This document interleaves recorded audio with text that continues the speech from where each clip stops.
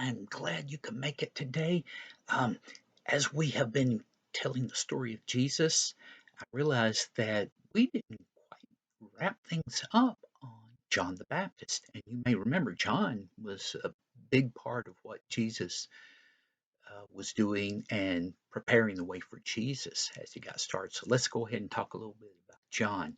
Now, after Jesus had been baptized and started gathering disciples of his own, he was doing something similar to what John had been doing. John had been talking about the coming kingdom of God, and he was baptizing people. Well, Jesus did something similar, only he was not actually doing the baptizing part of it. His disciples were. Well, somebody saw that and went back to John and said, "Hey, this guy that you had baptized and we're talking about is now doing baptizing too." But John knew who Jesus was. And he said, "Well, that's the way it's got to be. I'm going to become lesser, he's going to become greater."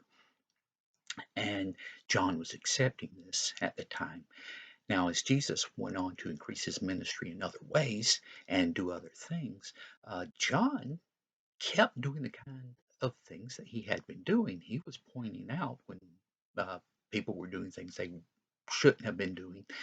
And one of these turned out to be Herod Antipas. Now, he was one of the sons of Herod the Great, who had tried to have Jesus killed when Jesus was born.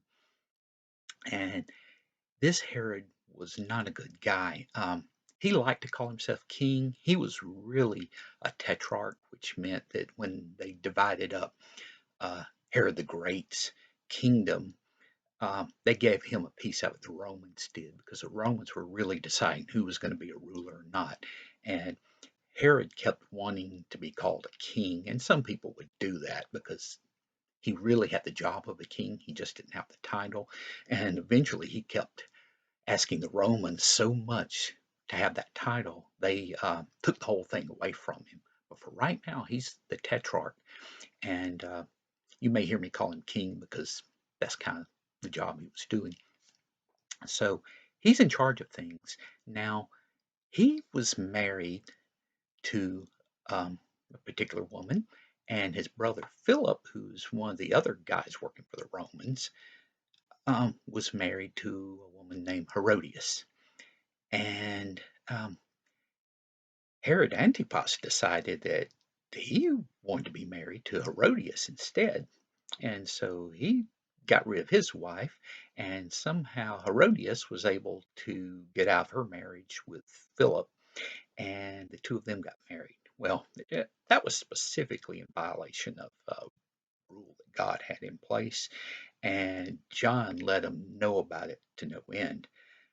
Herodias really did not like this, and she wanted to find a way to kill John, but she couldn't do it. So she got her husband to have John arrested, put him in jail. Now, Herod did not want to hurt John. Um, he didn't like what he was saying, but he was thinking, okay, this guy's a real good guy, and the people like him, and there's probably something special about him. So I'm just going to leave him in my prison.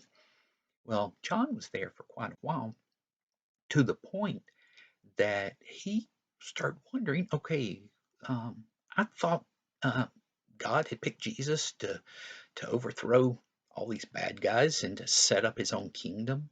And he was now going through a problem with his faith because he was expecting God to do things one way and never realized that God might have other plans or might have his own way of doing something.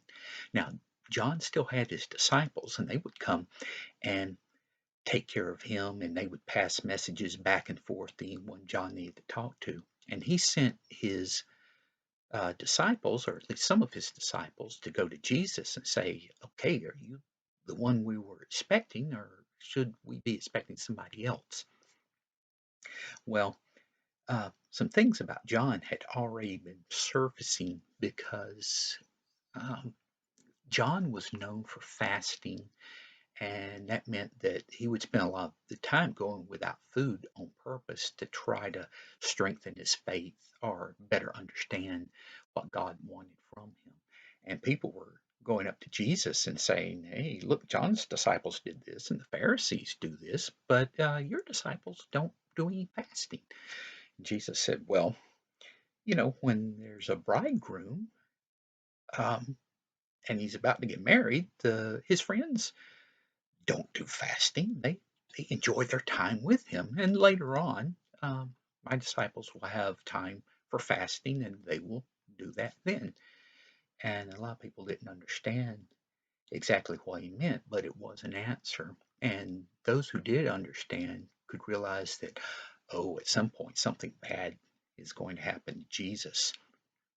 And at that point, the disciples will need that understanding from God and that direction. Um, John's disciples show up and they ask Jesus directly, "Okay, John wants to know, are you the one he was expecting you to be?" And Jesus said, "Look around and report to John what you see. Sick people are being healed. Blind people are getting their sight. Deaf people are able to hear. The lame are able to walk. Go back and tell John these things." And so they leave. Um, what we understand from this is that John, knowing his Old Testament scriptures, would realize that that Jesus was saying represented the kind of things that were to be expected from the person coming from God, from the Messiah. And he would understand that. And really, it's a whole lot better than Jesus just saying, "Yes, I'm the one to expect." He's able to demonstrate, and John can think for himself and figure that out. And as John's disciples are leaving Jesus, there's a crowd there, and he's telling them, uh, there's nobody born of woman who's greater than John. Now, that was kind of a phrase they would use to say, ordinary people born ordinary ways. There's no one greater than John. But he says, the person who is the least in the kingdom of heaven is greater than John. Well, that just makes sense because in the kingdom of heaven, that's where you are able to take advantage of the special relationship that's going to be set up for people who want to follow God. So that just means that, John's a great guy and he's following God the best he can, but now there's something new coming along that's going to be even better. All right, so things sound okay at this point, but you may remember the part about Herodias wanting John to be dead. Well, there was an opportunity that came up on Herod Herod's birthday. He had a big party and brought in all kinds of important people. Now, by important, that would be noblemen, military officials, rich people, and all that. People who helped keep him in power because they had great influence on things that happened in that area. And Herodias had a daughter uh, who was about 12 to 14, somewhere in there, either from her marriage to Philip or if she had been married even before that from um, from that husband. But I'm thinking it's probably from her marriage to Philip, meaning that she would have been Herod's niece. And she does a dance, and Herod does something foolish. In this, he says, "Oh," and he loved the dance so much and was so moved by it and all. He said, "Oh, I will give you anything you ask for, up to half my kingdom." Now, you may remember the same thing from some of the stories we had from Daniel, and usually that was just a phrase that someone would say, and they didn't really mean it. They just wanted to let you know they were pleased with it.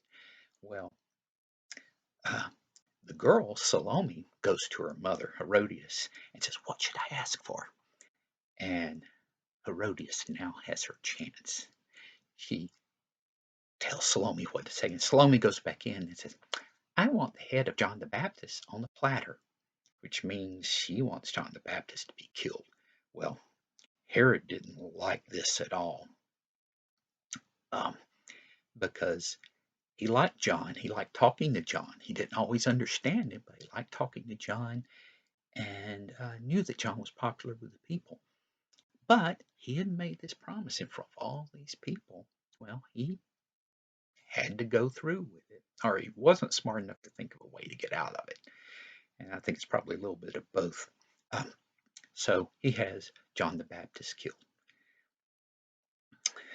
Well, as you can imagine, John's disciples hear this and they're upset, and they go to Jesus and tell him. And Jesus is upset about this, because you have to remember, John was one of Jesus's relatives, and Jesus thought highly of John. So with that, Jesus gets in a boat with his disciples and heads to a solitary place so he can be alone and probably to pray and to grieve and all that. And we'll find out in the future story he doesn't have an opportunity to do that. Um, but with John dying, John's disciples go back and they get John's body and they bury him.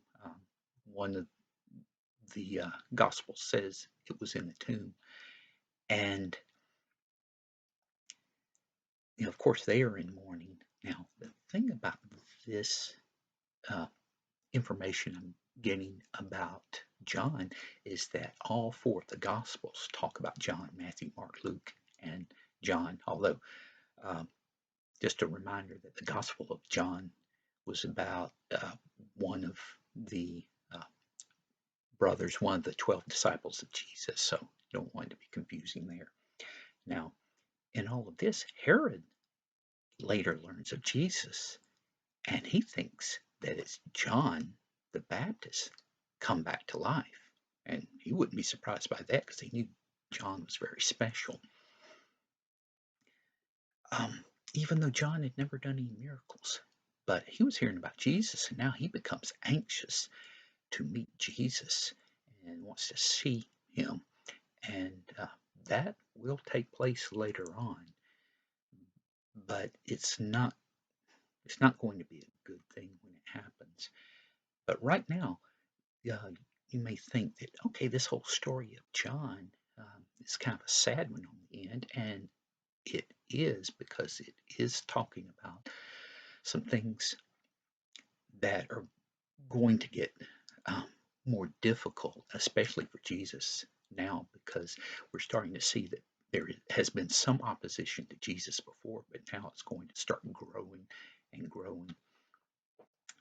But in the end, we have to remember that John accomplished for God what he intended to accomplish and what he needed to accomplish. And with Jesus, we're going to see the same thing. So with that, I'm going to close this out and show you the tie I have shows characters dancing, and that's about the closest to what I had that would fit with this story. And I will leave you with this thought that following God is not always the easiest thing to do. However, it is the right thing to do. And those who can stick through with their faith and come out on the other end are much stronger and will have served God's purpose. So I will close for now, and I hope to see you next time. Bye.